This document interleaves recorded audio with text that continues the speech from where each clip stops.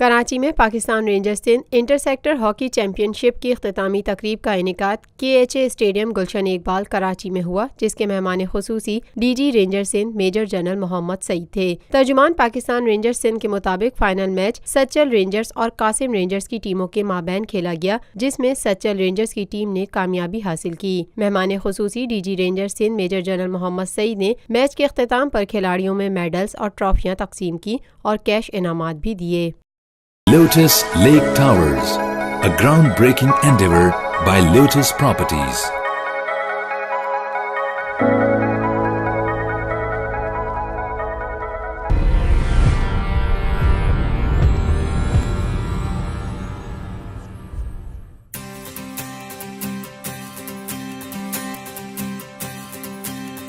मिलके खेले दुनिया तो अपना जहां